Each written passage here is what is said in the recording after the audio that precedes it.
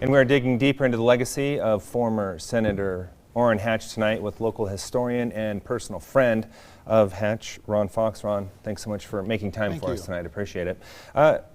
When you talk about the legacy of Senator Orrin Hatch, how would you define it? Well, it's a great legacy from the standpoint of being Utah's longest serving senator. He outdid Reed Smoot, who was in the Senate for a great number of years. He defeated Frank Moss to be a senator. Part of the campaign was he was criticizing his 18 years in the Senate. And that's something that followed the senator throughout his career as well, because we know he served way longer than that. He did, and he was actually the longest serving Republican senator in the United States history. And he was twice the chairman of Judiciary. He was the chairman of the Senate Health and Education Committee. He was chairman of the Senate Finance Committee. That honor also went to Senator Reed Smoot. You're talking about an extremely powerful individual. At one point, third in line to the presidency as well. Correct. I remember at that point when he ascended to that position, President Pro Tem, that's when we started seeing the security detail follow him around as well. Coming onto the scene, you mentioned that he first defeated an incumbent. That's not easy to do. No. How was he able to do that?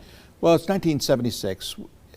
Utah had a strong Democratic hold on the state after Watergate, but then in '76, Orrin broke out and became our U.S. Senator, and he argued to the people that Frank Moss had been in there too long, and it was successful. He ascended to power positions that we've never seen here in the state of Utah. Will we ever see it again? Hopefully. Power in the Senate brings prestige, but it also brings true power. And you're right, he was third in line to the president, and he had the opportunity to get things done. He was amazing in that he crossed party lines. He was very close to Ted Kennedy. Ted Kennedy and him did a lot of stuff, especially in legislation for health care for children.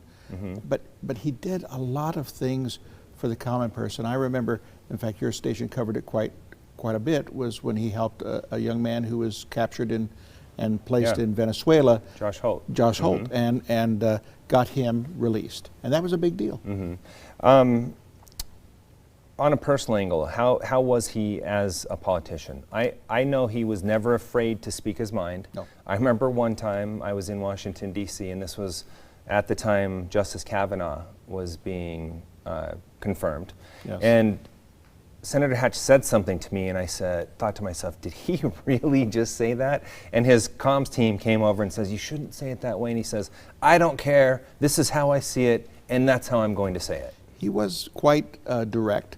He was also just a gentleman. He was a stoic individual in that he personified what a great senator would be. He did cross party lines, yet he was quite partisan.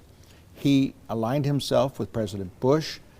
He aligned himself with President Reagan very closely, and President Trump. And President Trump awarded him the Medal of Freedom, our nation's highest civilian honor. Talk about him as a person. I remember I would see him in public, outside of work, and he would always take the time to come up to me and talk to me, see how my family's doing, and he would give a lot of people the time of day who would just come up and want to talk to him. He was never afraid to go into a crowd. He was never afraid to talk to someone that disagreed with him. He would tell him why he disagreed with that individual. He had a marvelous way about him. I will tell you, his staff stayed with him. We talk about staffs now going and coming and going. Melanie Bowen, I think, was his intern in 1976 and stayed as his state director all the way to his end. And Matt Sangren also.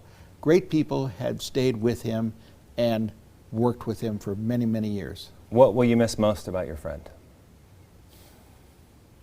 His kindness. His kindness and his accessibility. He was more accessible than any elected official I've really ever known in that high of a position. Also very interesting, we should mention as we close, his wife Elaine chose to stay out of the public eye. Yes, she did. And she did that successfully for a long time. 1957 is when they were married, and that's a long marriage. Yeah, okay. As a family man, How is he remembered? Well, he had 6 children. He was one of 8 children himself. And he will be really loved by his children and remembered well. All right. Ron Fox, some important insight on former Senator Hatch and his passing today. We appreciate your time. Thanks so much Thank for you. being here.